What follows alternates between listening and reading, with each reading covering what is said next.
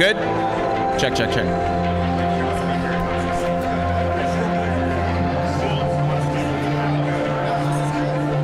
Check, check, check. This is Kevin Rose mic. Check, 1, 2, 1, 2. Test, test, check, check, check, check. Test, test, Check, test. check, check, check, check. Larry mic. Check, check, check. Test, 1, 2, 1, 2. Testing.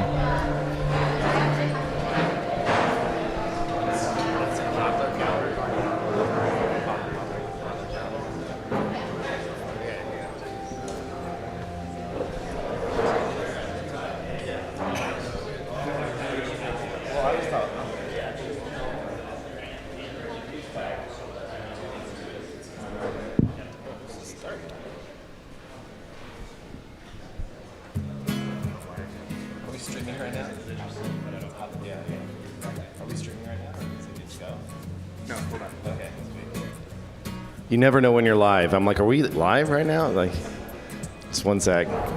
Hey everyone, good morning. Thanks for showing up this early. I almost didn't make it. I had a knock on my door this morning like, the car is waiting for you. It's like, shit. Yeah, it's good to see you all. I've only had a half a cup of coffee so far. We'll get started in just a second. I'm a little disappointed with Kevin. I was told by Mao and Kevin before I flew out here from LA that I wasn't allowed to wear hats anymore. So I get here and Kevin's wearing a hat. I'm so disappointed. We had this thing where we were talking, we're like, okay, well, we can make this show look a bit more professional if we just don't wear hats. And then of course, yeah, sorry. You look so good in your LA hat too. Totally rugged. Yeah, I know, Totally you got rugged. So glad to have you here. I'm happy to be here. Yeah. Are we good? Awesome. So, hello everyone on the internet. This is the second time we've done a live stream. This is 100 Proof. I'm joined with Derek.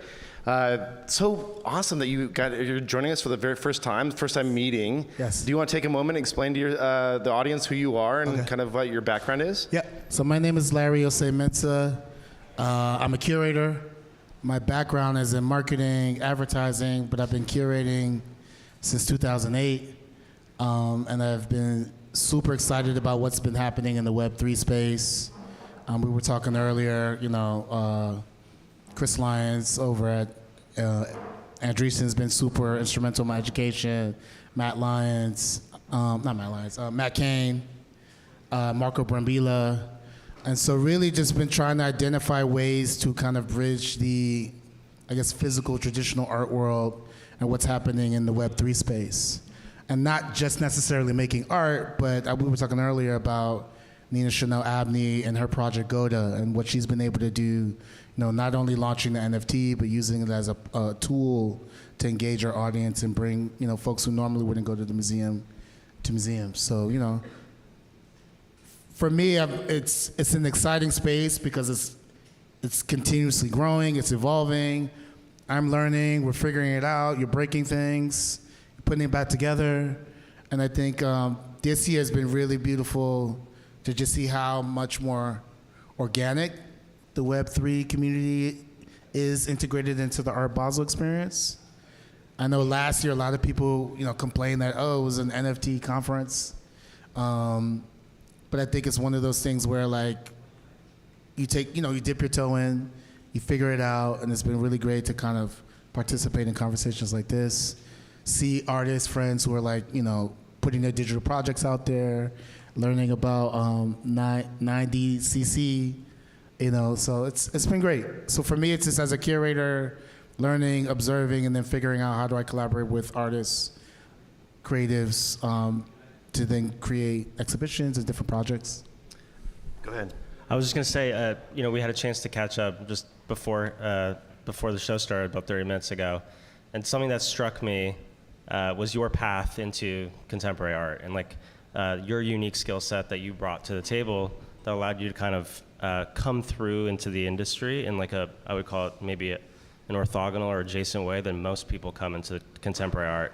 It would be cool just because I think a lot of what's happening here is that same spirit, but on a global internet real-time scale where work is very meritocratic and the best work is just coming through regardless of who's making it and where it exists. So it'd be fun, I think, for the audience just for you to level set and explain maybe how you got your start in contemporary art and why you were able to draw your unique skill set and bust through doors like you were able to. So I'm a first generation Ghanaian American, grew up in the South Bronx. So it actually starts with graffiti. You know, it's funny, I was doing a talk here in Miami in October, and I normally say, oh, it started when I did my grad school in Switzerland. And then I started looking at pictures from the Bronx in the 80s and 90s. I was like, oh, it's the graffiti, you know, and public space and communing. So whether it was like tagging, b-boying, you know, these were all things that we were doing, not knowing that, you know, it was setting the tone for what, you know, hip hop culture would become. Worked in the music industry from junior year of high school all through college. I initially wanted to be like a record man, so this is like when Puff Daddy's at his peak. And then I saw the mechanics of the industry, and so that wasn't for me. And so worked in advertising for a little bit, then did grad school in Switzerland at La Roche, hospitality management. And that's where I got the bug, traveling around, doing photography. So in terms of art world, it actually started with making pictures, you know, and, you know, creating exhibitions, creating space for my friends. And then through that, writing, curating, and realizing there weren't enough platforms for folks that look like me. And I'm one that is not gonna complain. It's like, all right, how do we fix it? How do we change it, right? But also kind of always identifying when there's gonna be an inflection point and how to kind of go where the hockey puck is going. And so the first, I would say, 5 years of curating, I also was working a job. You know, so I was doing digital marketing at Viacom. And then one day my boss, you know, called me in the office and was like, you need to just do this art thing full time. She's like, you're good at your job, but you're young. And if you just don't do this like full on, you're gonna totally miss an opportunity. And so around 2015, I just kind of jumped 10 toes into curating, but doing it from an entrepreneurial standpoint, right? So being independent, you basically eat what you kill. And I did that for a little bit, then I worked at a museum, and that for me was super instrumental. So I was at the Museum of Contemporary Art in Detroit as a senior curator. And so to see, you know, what's happening in Detroit with that creative scene, real estate, venture was super instructive for me. And then before COVID, I decided to leave and go back to being independent, but now working in partnership with museums and galleries and artists and taking everything that I've learned and figuring out how do we push this forward. So we were talking earlier about, you know, now I'm trying to observe how museums are looking at Web3 as an opportunity to build community, as an opportunity to raise funds, as an opportunity to create other platforms for artists that doesn't necessitate you being in a physical museum space. And it's just been super exciting to learn. And like, I remember talking to Chris Lyons at the beginning of the year, and he was like explaining to me, last 2021, he was like explaining to me this Web3 thing. And I was like, nothing, we were on the phone for like 2 hours. I was like, nothing you said made sense to me, you know? But talking with Marco, who I've known for a long time, and Marco Brambilla worked on Kanye's Power video. And so just like the form of what he's using new media for, I was like, okay, this makes sense. And then when the opportunity came to collaborate with Derek and Chris on the Jay-Z NFT for the anniversary of Reasonable Doubt, then it really, really began to click.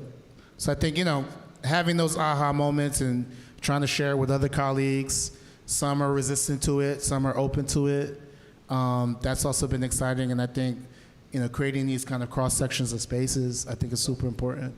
Yeah, I'm really curious when you have obviously deep connections and colleagues that are in the more traditional art space. What do they think of you now, and where are they on that scale? Like, are they curious a little bit? Or do they own any NFTs? Are they listening to any podcasts? Like, do some just completely dismiss it still? I think you have a older generation that's like kind of like very traditional in their thinking that have rejected it. But then you have an older generation that's always kind of looking at what's next, what's the future, who's embraced it. I think it's a lot more conversations. I would say like a year, 18 months ago, everybody would be like, it's a fad, right? And then like I even have some friends in Miami you know, with everything that's been happening with crypto recently, they were like, I told you so, this was a fad.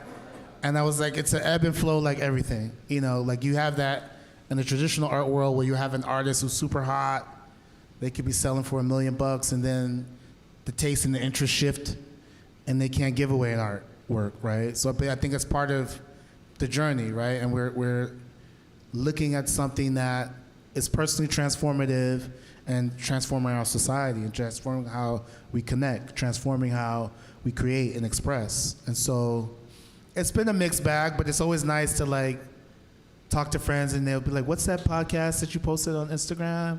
So I just try to use the platforms and just share it. Yeah. And some people catch it, and when they do, I'm like, okay, let me introduce you to this person. Or like, we've started an art and tech WhatsApp group, which has been super cool, right? And so it's people who are kind of across the spectrum in terms of their interests. And so for me, it's just like doing my best to indoctrinate folks, because I think this is the present. I won't even say it's the future. You know, I think now it's just really about how do we continue to build, how do we continue to create connections. And again, I think this year has been really great to just kind of like, last night I was at a Black VC event that Google did. And like, I've been coming to Basel since 2008. When I started, there would never be any conversation around venture or Web3. So it's like great to kind of see it evolve. And so it's just kind of making sure that it's organic and people feel included.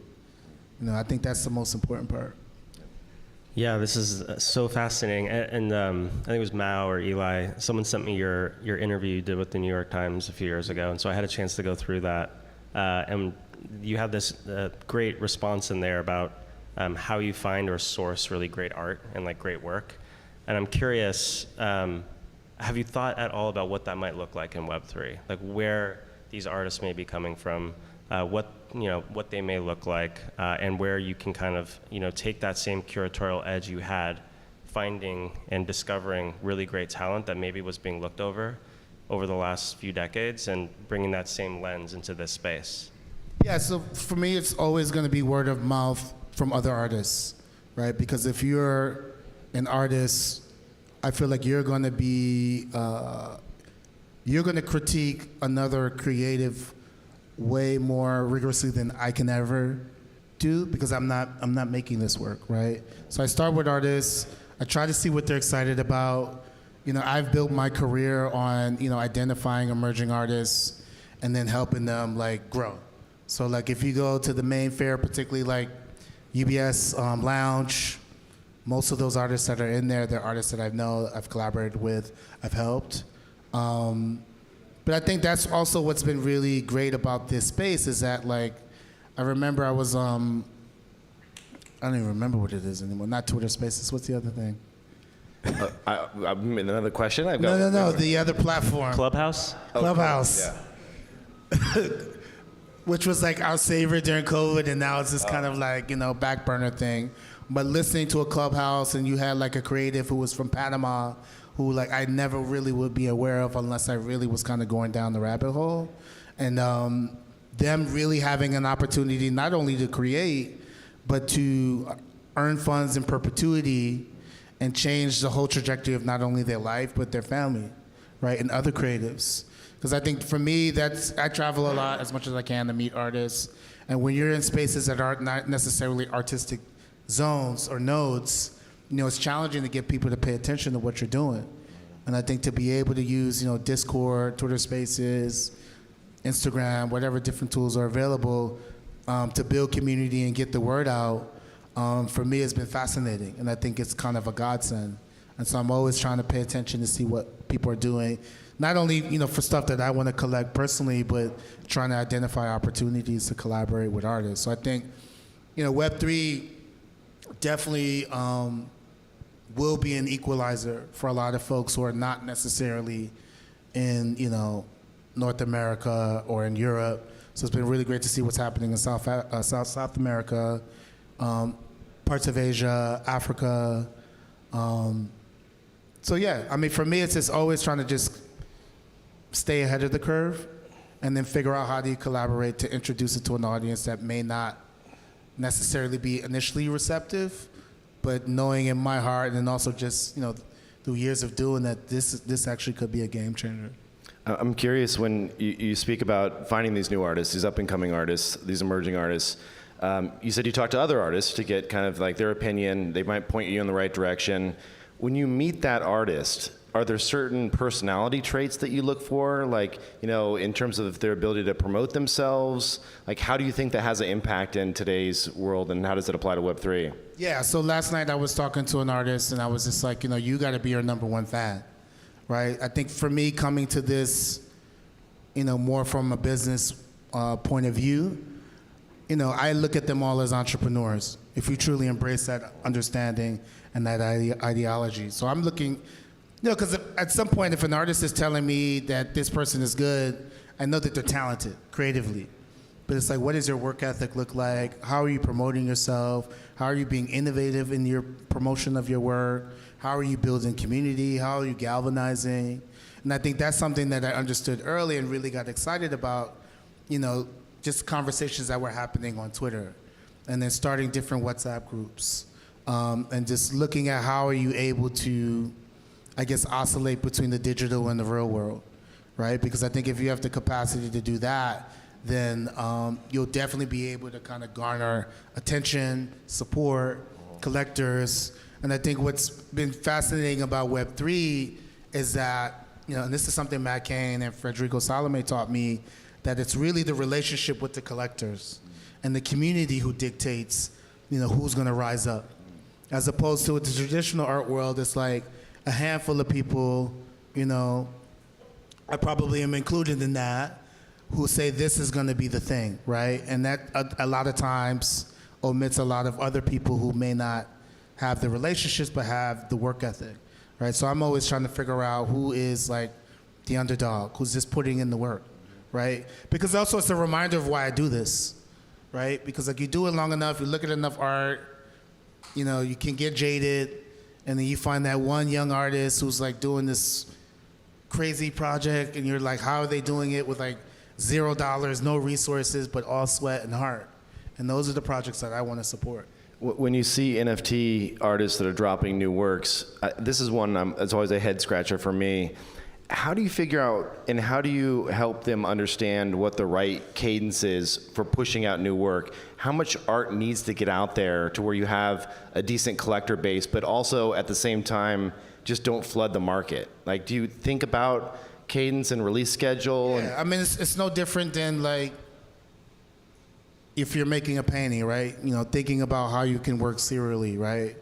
And I think in the beginning, you probably can be a little bit more aggressive to get awareness, but then at some point, I think the scarcity helps you, right? So then when you do the drop and you've built the community, people go crazy and get excited about it. It's no different than a sneaker drop, t-shirt drop. I think it's really about making sure that whatever you're putting out there is quality, right? And I think that's, for me, has been a challenge with a lot of young artists across mediums. They think because they made the thing that it's good. And it's like really focusing on like making something that's innovative, making something that's interesting, but that's really fucking excellent. Where like, I tell artists, make it so good that like you have a moment of questioning, who made that? Did I make that? Right? You have this kind of transformative experience. Because like flooding the market is not gonna help, And I think at some point it just kind of devalues like the creative output. So I think, that's why we were talking. I was like, oh, when are you going to do your next drop? And so he was like, oh, February. And I'm like, okay, that makes sense. So it's almost like quarterly, right?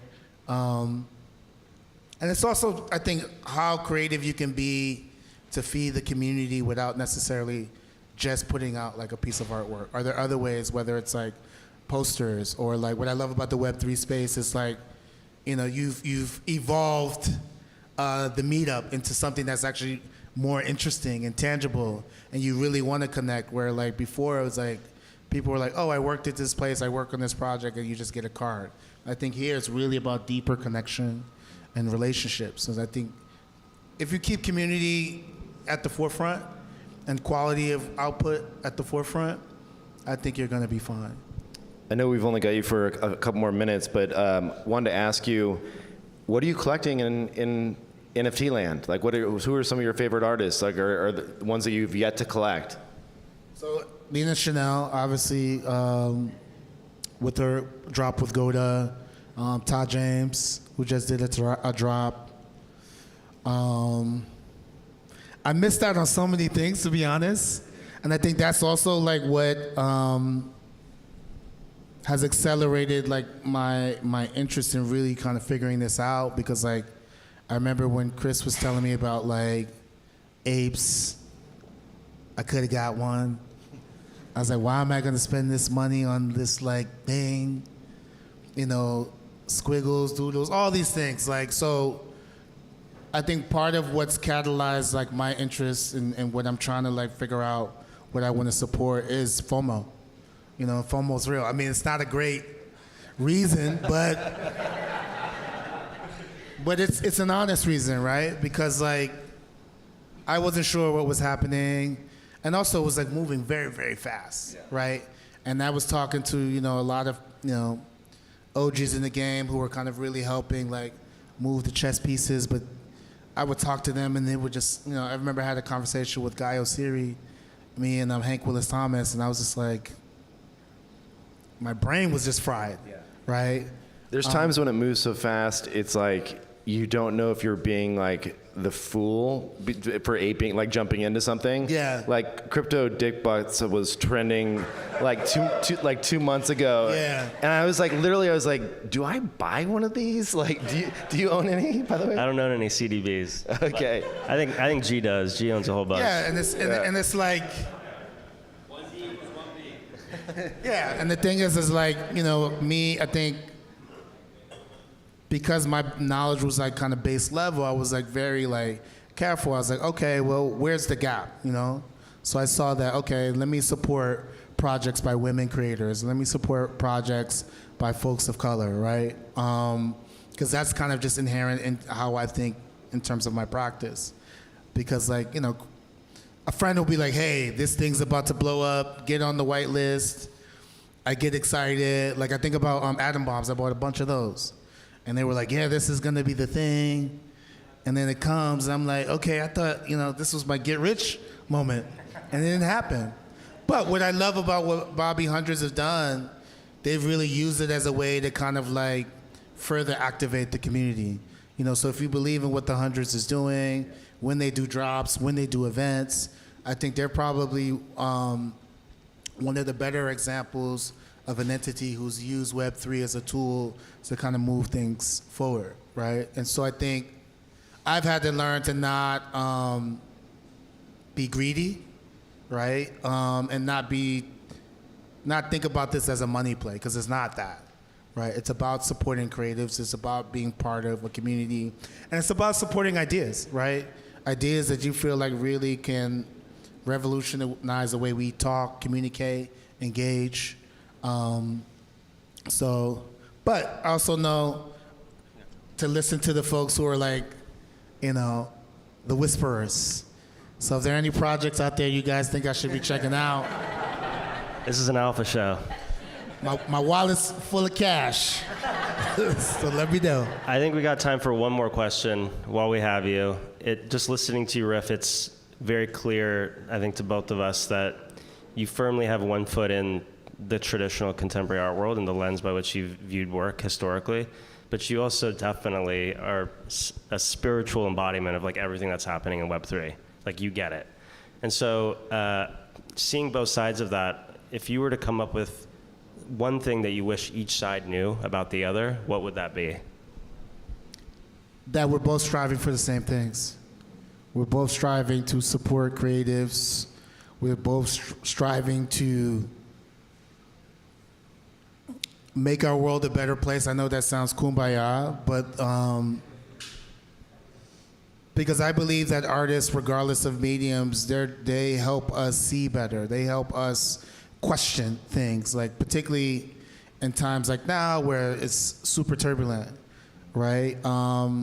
They poke at us. They make us feel uncomfortable, right? And I'm seeing that on both sides. I think because this is something that my colleagues more on the traditional side don't understand, they're not necessarily, you have a few who are embracing it, but most people are rejecting it because it's not something they're familiar with. And I think on the other side, you have people who are kind of felt left out. So it's been interesting to meet so many digital artists who've just felt like, who may have been trained as a painter, and they're just making digital art, and they're like, the art world never embraced me, they never gave me a chance, forget the art world. And I think they just need to understand that we need each other to really kind of blow this up, right? So it's like left and right hand. You know, the traditional art world is not going to really be able to grow and scale without, you know, the Web3 world, right? So I think getting away from bifurcating this and, you know, figuring out how can this be more of a seamless integration. That's why I said this year's been really beautiful, because it feels more seamless. It doesn't feel like, you know, one community descending in. It's like, you guys, you're part of the thread. You're part of this. I've been coming here since 2008. So I've seen Basel evolve. This is the 20th year. And to see the 20th year, like, the integration of other communities, minds, creatives, is super exciting. So we need each other. That's the only way we're going to be successful. We need to just kind of figure out ways to kind of communicate. These convenings are great. And I'm glad you guys invited me to be here. Yeah, last thing, where can people find you that want to follow you? Are you on crypto? So my name's Larry Ossei-Mensah again. You can find me on Instagram, my name. I'm on Twitter under Young Global. And then I also co-founded a nonprofit Art Noir, which has really been, you know, we'll be 10 next year. And we've been focused on platforming the voices of Black and brown creatives. And we were talking earlier about, you know, none of us take a salary in this, but I'm trying to figure out, okay, how do we raise money? So like flirting with the idea of like creating a DAO, right? And so I think that's the other thing, going back to your other question, how do we use the skill set and understanding to kind of educate each other, right? So like, if I'm trying to build a DAO, it's like, okay, who's the expert that can help like simplify this, so then I can talk to my co-founders, and then how can then I use that learning to go talk to museums and say, okay, you don't need to just have like a museum membership that like people pay for and don't use. Why don't you create a DAO where everybody has, you know, say in what's happening and an investment? So, yeah. Larry, this has been so awesome. Thank you so much. Appreciate it. Thank you.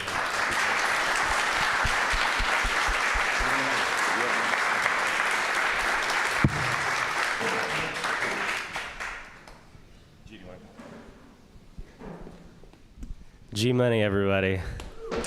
What's up? So Hello. this, I believe, and you can confirm, is your first live televised undoxed or doxed appearance. Is that right? Love that. Yep. It's You so guys, cool. I spoke at a conference at 4 a.m. Over in Asia, and I specifically wore my my avatar so that this would be my first Let's go. interview. Yeah. 100 proof. I love this, man. When we first met, you were wearing your thing on Zoom or whatever, you know, and then at some point a few months later, you kind of dropped it, and then we'd, you know, meet up and stuff like that. So it's so cool to see you do this, but I mean, you could have kept being the character. What changed? You know, and I apologize for my voice. I've been we're all talking there. a bunch. So, Yeah.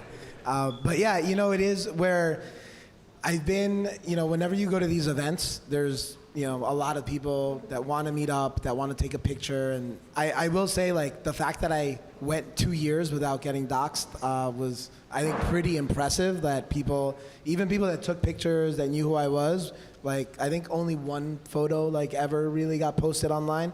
But I just figured that with Art Basel this year, you know, with all the things that I was doing with 9DCC, I felt like now was just the time. Like, I took it as far as I could go, being a pseudo-anon, and I felt like, you know, to really take the brand to where I want to go from here, I just need to be doxxed. Did you like plan this wave of people that were doxing? Because there was like No, like that was just so rare. I met Frank Degods yesterday, and like we were just going on, I'm like, dude, like I had no idea, because like I doxed, and then I think he doxed like an hour or two later, and people started going doxing day, and I'm like, I have no idea. I'm like, it's funny, like it. But it as was cool. always, It was starting really a cool. trend, G, as always.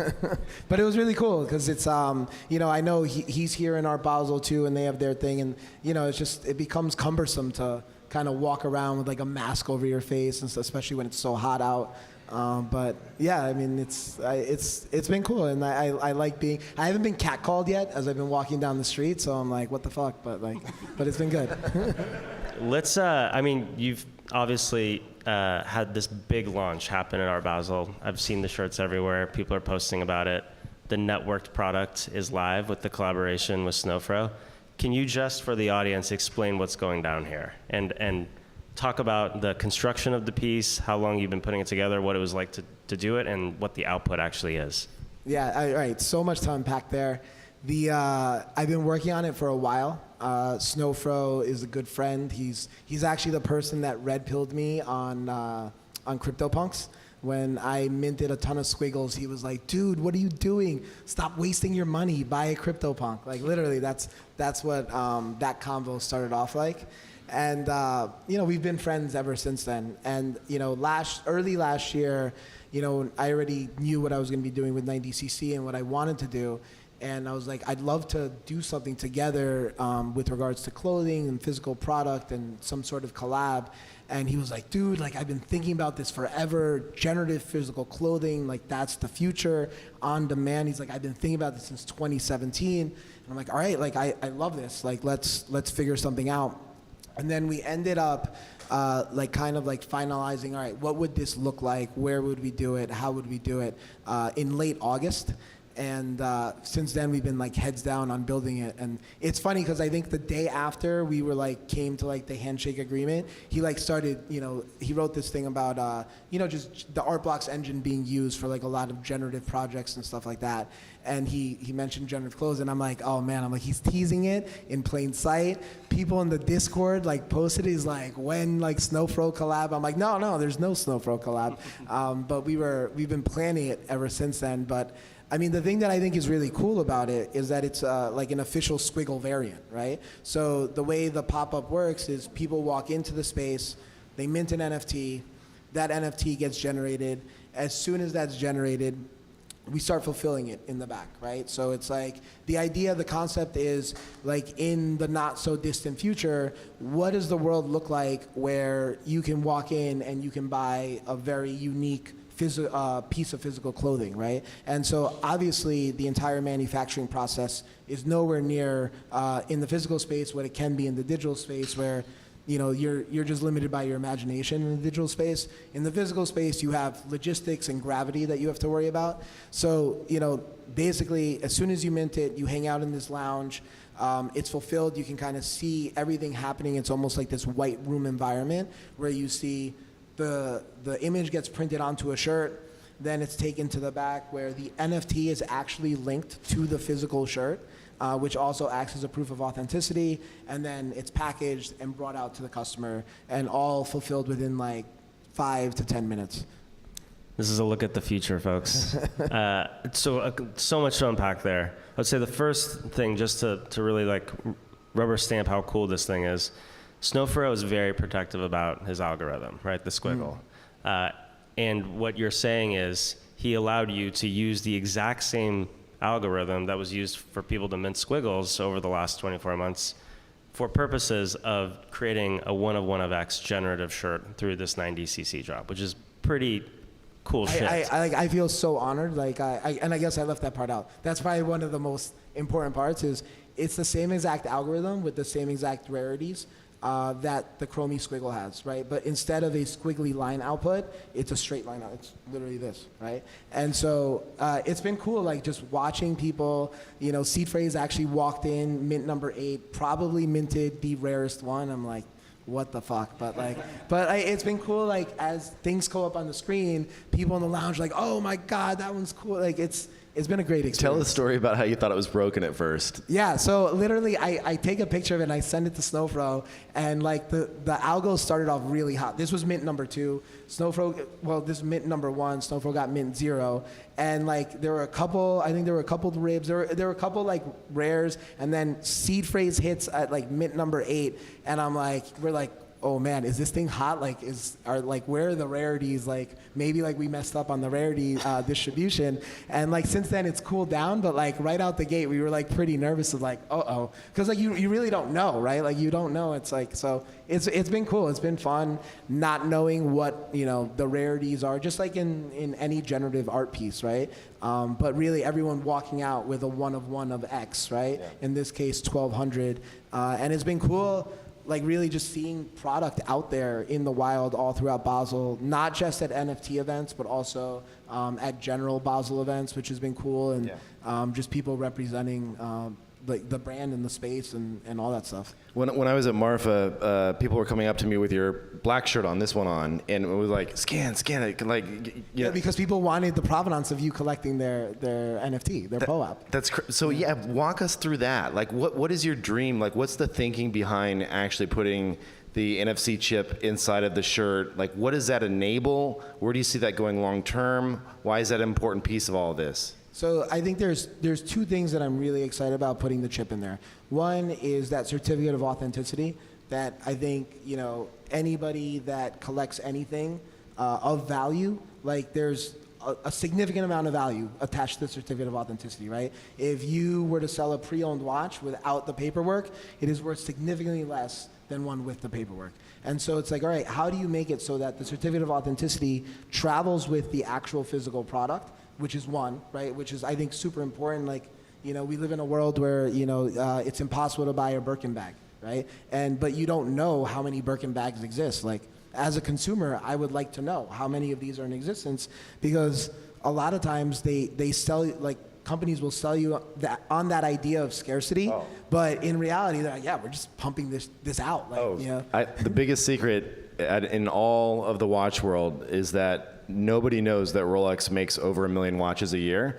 And if you go to their boutique, there's always empty slots, 100% by design. That you walk in, they're like, oh, well, let us get back to you in 3 months. That's complete bullshit. Like, they have plenty of supply, but they do that to like tease you out and get you excited, and then you're hooked when you buy one. Yeah, but that's the thing is, like, as a consumer, like, that sucks, right? Like, it's like, with the stuff that we know this from the NFT space, where you're always like, well, what's the supply, right? How many of these are in existence? Because that determines like long-term value, right? Like, because that's going to determine supply and demand in the out years, right? So that was one. I wanted that certificate of authenticity. But what I'm like really excited about, and like I shared this tweet with Derek, I think it was yesterday, is the whole network product aspect of it. Of once the product actually gets put out there in the wild, each one dispenses POAPs, right? So it's proof that you met that shirt. And there was 2 reasons that were really like what gave me the reasons for me wanting to do it was in June of 2021 at Bitcoin Miami, I like last second decided to do a 3-day POAP scavenger hunt in Wynwood. And basically I hired somebody to stand at like a coffee shop, and I would tweet out, between the hours of like 2 and 3, like show up here, collect the POAP, find the person wearing the G Money shirt, collect the POAP, and whatever. Like literally just no prizes, no nothing. And people showed up. I think over the course of 3 days, we had a total of like 70 something people show up. One of those days, 2 people who had nothing in common.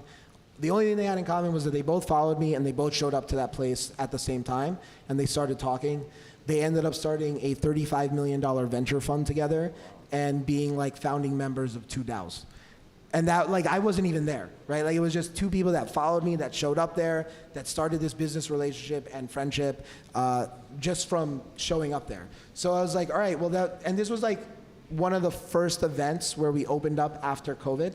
And it was like, all right, like that's the power of like bringing these online communities into real life. So that was one. And then 2, when I was going around the world, traveling to different conferences, I would give out my POAP of people meeting me.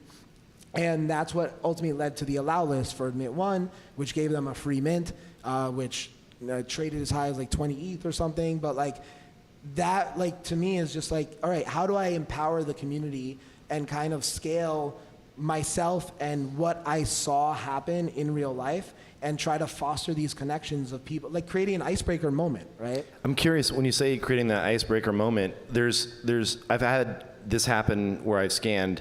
a couple different ways. One, very nice people that just want to have a conversation as well, which is great because then you get that icebreaker.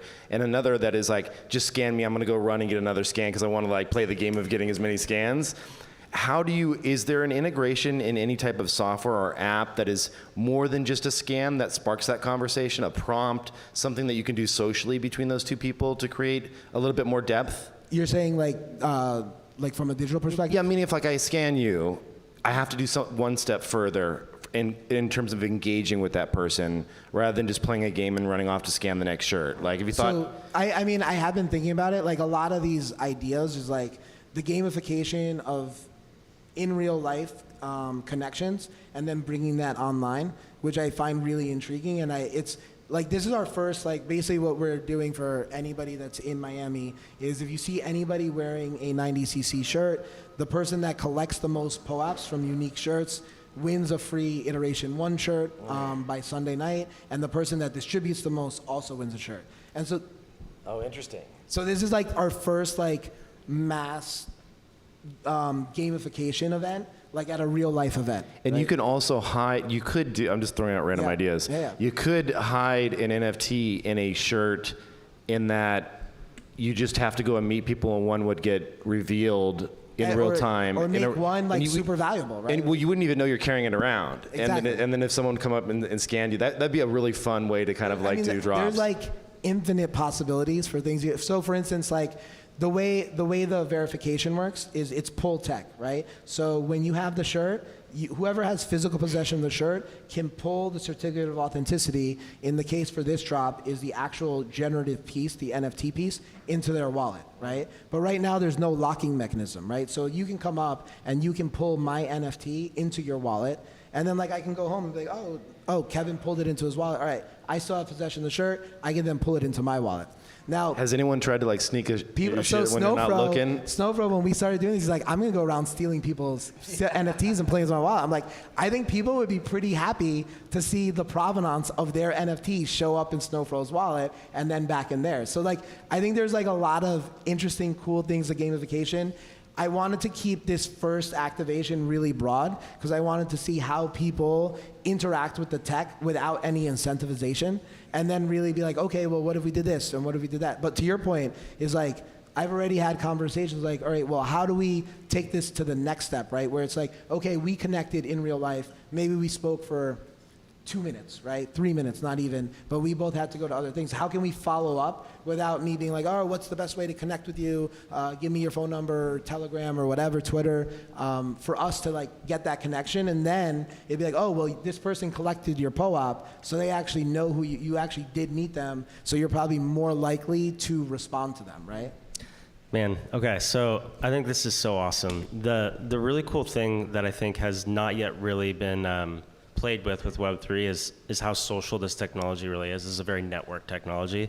And if we look back at how brands formed or how communities formed pre-internet or in the early internet without blockchain, there was all these networks that were forming, but there was no way to like surface those invisible threads.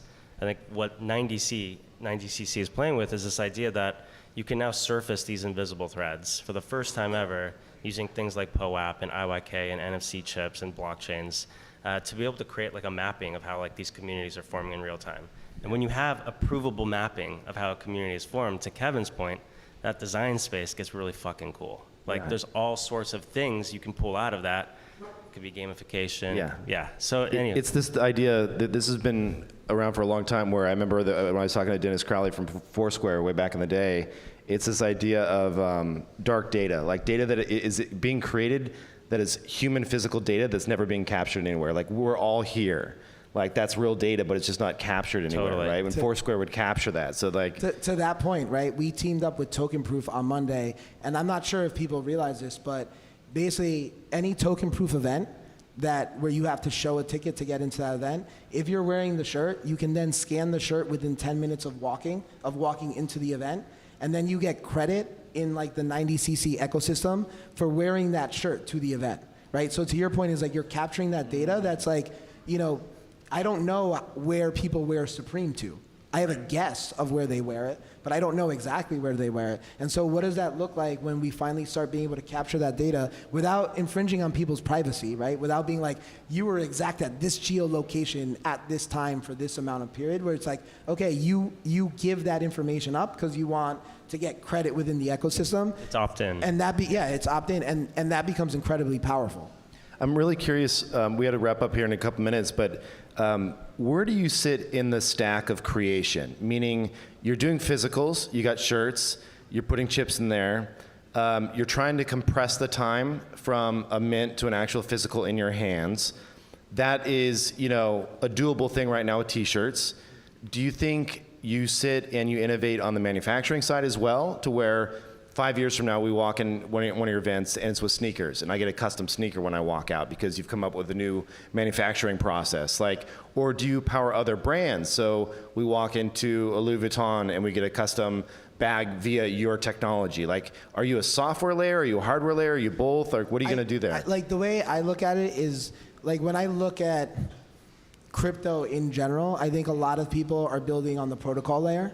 And people are building 10-lane highways when there's 3 cars on the road, right? And so I'm all right, well, and I have a lot of partners, right? I'm using IYK for the chips, 4K for the vaulting of the physical product, which is a whole nother discussion of disintermediation of StockX, and then being able to use that physical product as collateral in NFT and DeFi protocols, which is a whole nother discussion that we can talk about for 20 minutes. But I want to build on the application layer that leads to adoption, right? How do we make cool things that people actually want to be a part of, instead of being well, the tech is amazing, right? It's all right, cool, the tech is amazing, but you have to make something that people want, right? If Kim Kardashian drops an NFT tomorrow, most of the world they don't care anything about the technology other than the fact that they want Kim K's product, right? So it's one, how do I make something that's desirable? But then 2 is make it so that when I do partner with brands or celebrities that are coming to the space, make it really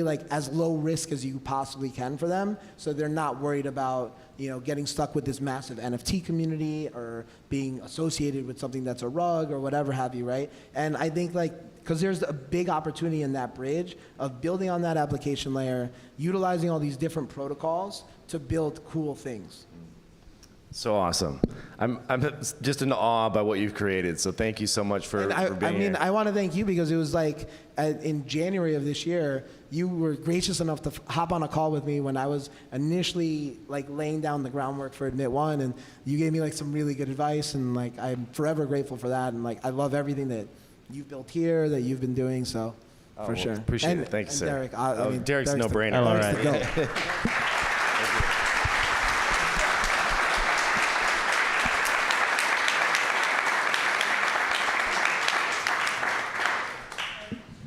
We get to meet in person. This is amazing. So this is our first time meeting in person. This is awesome. Yes. Eggshells, everyone.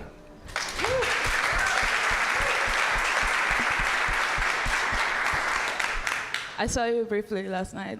What's that? I saw you briefly last night. For 2 seconds. Yeah. There was well, this is great to sit down and have a conversation. So awesome. Thank you. So awesome, thanks. Yeah, it's the first time you interviewed me was over the phone, just voice. But now it's different. And it's my first time in Miami too, so it makes it all even more special. Yeah, how's it been for you? Is it you're here now? Have you had a chance to explore things? Have you just been busy with meetings? Yeah, actually, I'm staying by the south, and I wake up super early and go watch the sunrise. It's so nice. It reminds me of home, and I've been in different meetings with curators, museums. It's really, really surreal to be here, to have the opportunity to talk. I have a talk later at Art Basel with Hans Ulrich. And I'm super, super proud, and I'm super proud to be here with you now. It's just, everything's working out somehow. Yeah, this is our first time meeting. I'm stoked for the conversation. I've been following you and your work for the better part of the last year. I think maybe just for the audience and for those that are tuning in online, maybe you can describe a little bit about your path into Web3. You're a record-breaking artist. You've played with a bunch of different themes over your career, and it'd be fun to just hear a little bit about your creative work in Web3 and how you got to where you are today. As you can see around, Kevin was, the team was kind enough to put it all around. Like, most of my work is based on algorithms and noise algorithms, like the one in the back, that's called What Time Works For You, because that's a question that I get asked a lot. And it's just, I think I use what's in my environment and what's happening in the moment. It's been an incredible experience, humbling and hectic all at once. But I'm learning on the go how to become a professional artist, how to keep things going, and balance it with my other side that is just getting lost on my own art as a meditation. Many doors have opened. I've been able to help my family, like the support in the house now, and I'm getting out of my comfort zone every day just to keep going with all of this growth. It feels like a garden that just keeps flourishing around me. I feel more positive, more like many things changed inside too, because I did a lot of this artwork while feeling very like captive inside, like both and like during the pandemic and also dealing with, like trying to heal. So yeah, my work has a lot of myself, my memories, emotions. I think I try to capture the data, as you mentioned before, like the dark data that is just floating in there, metaphorically, and put it inside a visualizer. So yeah, I'm very proud to be here, to be alive, and to be able to share this with everyone. How do you think, so that's awesome, the context there is very rich, and it's helpful to hear a lot of this work was inspired by time being locked up, and it was very therapeutic for you to create work like this. Moving forward, it sounds like you're evolving. How do you think your new work will be inspired? I think inspiration is this very interesting concept, right? Like, it can strike from anywhere. It's usually a result of the inputs that are around us. You as an artist and as a human have changed a lot over the last few years. And so I guess the question I'm leading to is, knowing the person you are today is different than the person you were a year ago or 2 years ago. How do you think the future work you create will be inspired by the type of person you are now? Will it look different? Will it look the same? Will there be themes and threads you continue to pull on? Or can we expect something that looks wildly different? I think my work's always evolving as I evolve. Like I don't stay in the same concept. I think it's not that I just get bored with it, but I feel that like as things change around me, I have to adapt. Feel like I believe in resilience, like just getting stronger with time, even though times are strange and hard for many. I think the only way to survive is like adapting to it, like melting around all the structures and patterns that life brings. Sometimes my work can be really colorful, like pops up, like this one, the blue one. And sometimes it can be really just dark and like shows layers of shadows and light, like beyond recognition. I've been trying to buy this one from you for a long time. I love that one. I gave you a head up. I know. We got to talk afterwards. Let's see. But yeah, like I think even though like work can be sometimes a bit darker, like it can show some of those like sides of us that we try to hide or we try to like just ignore. I don't like ignoring that part. I like listening to sad music and like electronic. I just go like in different waves, and that's how I think I managed to create art. And with time, I think I'll just keep going like waves. I believe in the future. I love it. I dream with sci-fi movies all the time. I write. Like sometimes what I write on the quotes is a mix of like the present and the future, and almost like encrypting my thoughts. So it's not easy to understand, but whoever's interested enough will try to find the clue and the ways to decode it. That's why I love cryptography and all of this, and the art that I've been creating for 6 years, 7 now. So awesome. I'm curious, what's your toolkit look like? Are you using processing for this? Are you using P5.js? Like, what's the behind the scenes? And then how long from, oh, I have this idea, to actually seeing parts of it appear on the screen? What's that timeline look like for you? I used a software called Tosh Designer. I think I've mentioned it before many times because I promote it like it's just a community. It's more than just a software. It grew out of the necessity from artists to find tools that were accessible, open sourced, and it's something that keeps updating every 6 months, every year. And it's free to use. There's like other licenses, but yeah, it's pretty open. And people share projects online, and they write in the forums, and they answer you if you have a problem with the code, you need to fix an error, you want to upgrade your work somehow. And it's mostly used for audiovisual installations, like the ones you see in concerts, and like new media art shows, projection mapping, interactive shows. And that's something that I'm really interested on. I've been practicing this year on doing live shows. I did one at DEFCON Bogota, and I did one in Panama. And I cover it with like the things, the funds that I've saved from NFTs. Like this medium has like switched on everything for me because now I can fund my own projects. Even though that shouldn't be the way, like the government or like I don't know, entities should help artists, but in Panama that's not the case. So I'm trying to show people how it works, like how interested in it is, and I got so much interest. Like so many artists from Panama that works in plastic art or dancing or music, which is like the dominant class of art there, are interested in collaborating and mixing their art with me. I even started learning how to dance. I've been taking classes of a dance called Gaga, which is like guided meditation, but moving and flowing and getting really tired and sore. But it's beautiful. I learned so much about myself. Look, going back to the software question, Tosh Designer is what I use the most. It's relaxing. You just start connecting dots.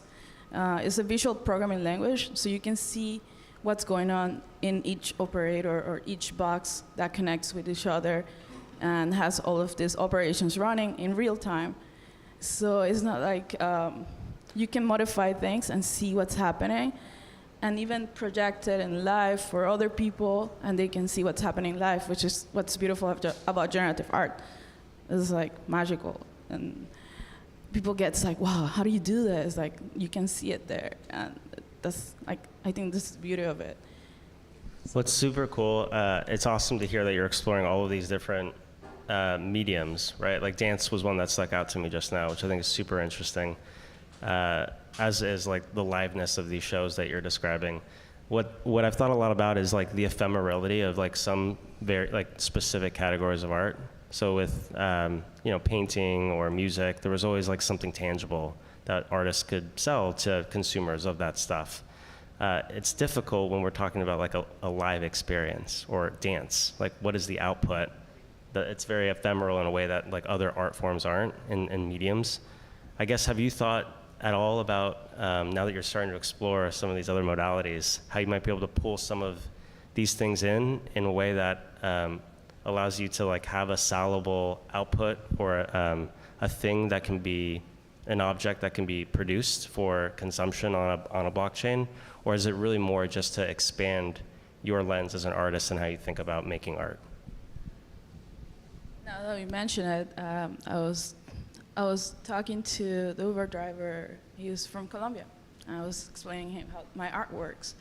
And I was telling him like I wanted to start doing physical works, so people that don't really understand about generative art or like digital art in general, make with computers, like can touch, can feel, can be in the presence of the art. I think it's important because not everyone is inside the internet like us. Also in another Twitter Spaces, we were having a discussion about what we live through the internet. And it's so deep. Then I started realizing that I've been hanging outside the internet this year more than the usual. And when you go and try to explain what's going on here, like people are like, what? It's just really weird because it's a different dimension. It's a different language, basically, almost like we're aliens inside this world. And we're creating new things that people will have to really love the internet and really love all of this like complicated layers of it to be part of. So yeah, I'm interested in creating physical works, bring to life kinetic lines like the ones in the back. Like imagine people walking through it, feeling it, moving them. And I've been doing them with live shows. It's just really expensive to do. So like we have to find a way to balance it out and create these worlds for other people, you know. And that's why NFTs are so important. Like it's not only just to, you know, hoard, is to like give back and be able to produce your art and be at peace, be like, okay, I don't have to work like 16 hours a day in something I don't like to be able to do my art. That's what I'm grateful for. I worked for a long time in a call center, in call centers, different ones, in Panama and like Latin America. You get a lot of outsourcing for tech support. So that really consumed a lot of my time. And I was getting trained to be that person. I didn't feel comfortable. So I think this kind of jobs are meant to be automated. Like I believe in automation. I believe that artists can find a way to collaborate with tools as we advance as society, and not feel scared that we're gonna lose our position as artists, but just make things easier for us. So, yeah, I hope that answered your questions. Yeah, that was awesome. So I'm curious, given this market, it's like really crazy, and you've seen all the FTX news and everything else that's happening, and the general bare nature of everything. Does that weigh on you at all as an artist, or any other of your kind of peers in this space, or are you just heads down working on the next thing? Well, luckily, I haven't been affected by what happened with FTX, but obviously, like, I'm part of the community, and I know people that have been affected, that were believing in this platforms and these projects and these people that, honestly, sometimes I feel like a lot of people in the crypto space play to be gods. They want to save the world, and that's okay. Like, you can try to do your best, but to try to sell a product with that premise and not being transparent, that's completely wrong. I know that people that are in the continent of Africa, for example, I'm not sure which part, have been really affected by it, and countries that are underdeveloped, and that I was reading, like, that really, really hurts, that because you're trying to get into a world that promises an opportunity that we don't have with regular banks or governments. I completely disconnected from that system, to be honest. I try my best to just be in crypto. But there's people that have no other option. So when you go to these places and offer these options, and then, like, you get scammed, you get, like, lied to, or you lose all the funds you had. Also, people in Canada, from their the labor union, I think. They lost a lot because they were investing in it.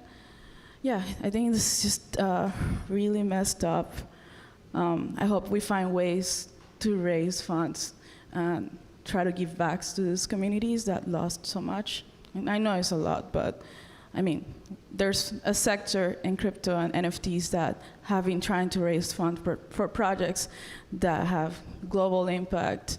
So I think we can manage to do it and try to heal the community. I think that's important. Instead of ignoring it, instead of just letting it go and these people be free without punishment, I think we have to try to show that we care about these communities and that that we're not gonna let it happen again like it's nothing.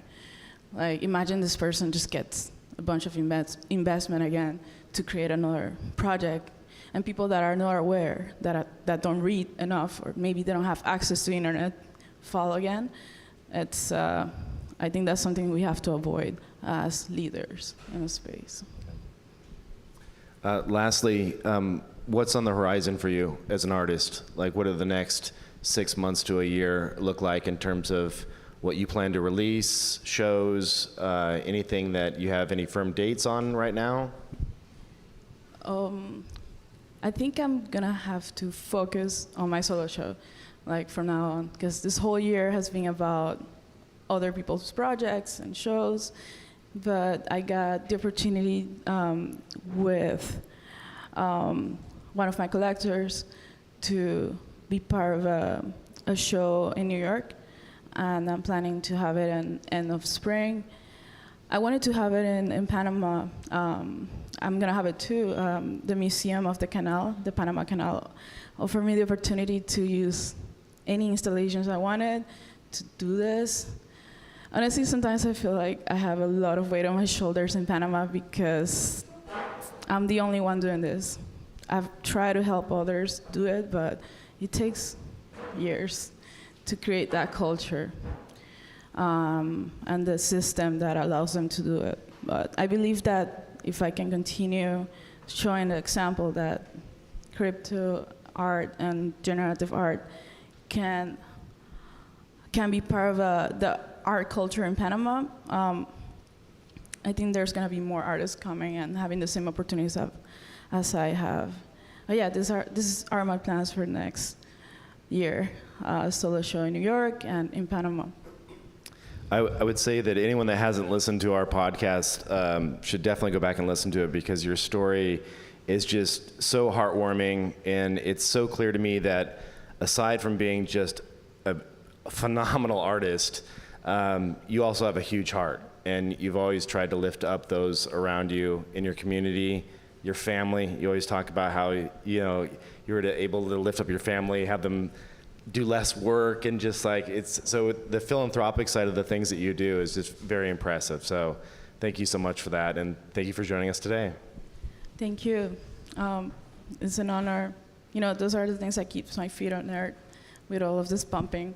Like, people are just always like, oh my God, yes, let's do it. I'm like, okay, I need to just relax and think about my family and also others. Like, I can't be just all alone in a place. Like, the places that are being given. So, yeah. Thank you for the opportunity, everyone that's here. Can we have a round of applause for Eggshells? Thank you.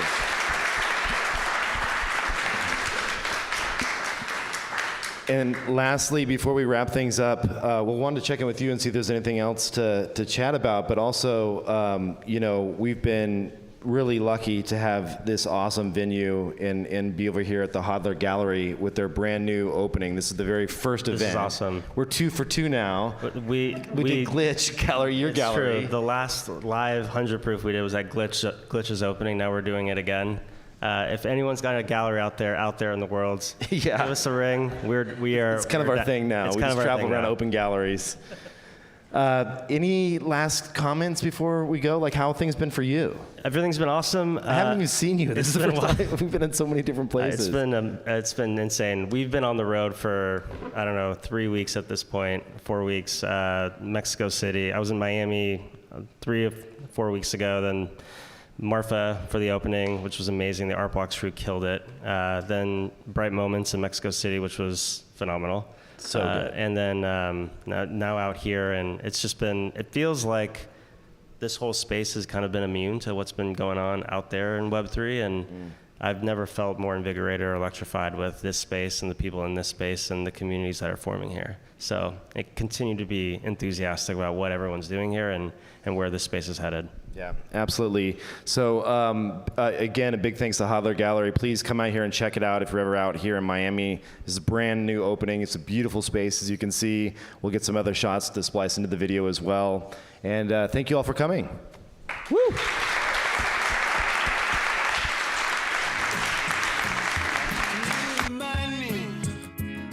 My memory's hazy, exactly how and where we meet, near the Elba, in the harbor.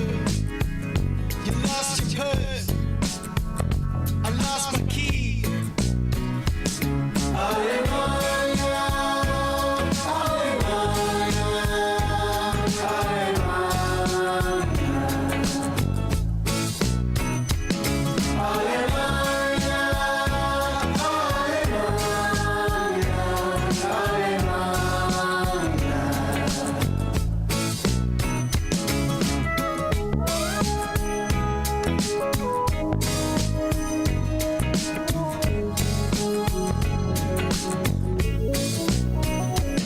When I met you in the garden, there was only a little time.